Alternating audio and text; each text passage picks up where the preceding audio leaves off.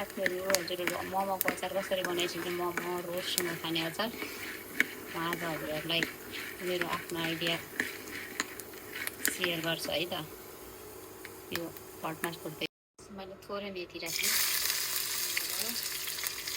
अदुवा लसुन बेसी होइन त्यस पछाडि मेथी गरेको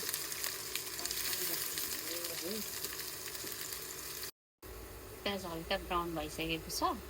यसमा हल्का पेसा जान्डी टमाटर राखिदिनु होला होइन। टमाटर अहिले पछाडि टप गरेर मैले यसमै राखिसकेँ।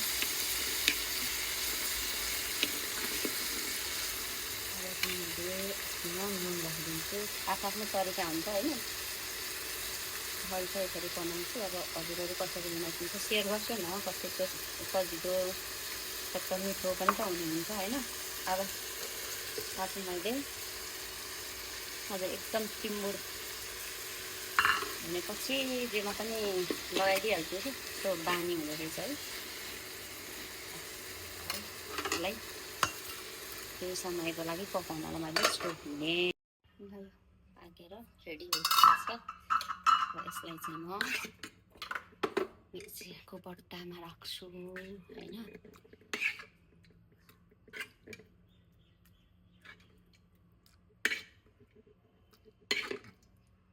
एक घन्टा नहुने रहेछ अनि रहेको भटमास तारेर राखेर चाहिँ यसरी राखिदिन्छु। यसलाई चाहिँ अब यतिको बनाएपछि यम्मी अचार बन्छ। यो जेसँग पनि मिल्छ, फिङ्गर चिप्स, पराठा अनि मोमो रोस्ट सबैसँग यम्मी हुन्छ। अर्को चाहिँ गान्छ बाँकी। फाइनल्ली एम्मीवाला अचार रेडी भयो।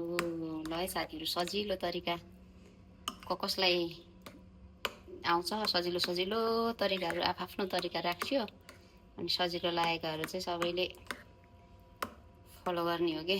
सजिलो नि हुनु पर्यो, मिठो नि हुनु पर्यो। रेडी भयो, यो चाहिँ सबैसँग खानलाई योग्य हुन्छ।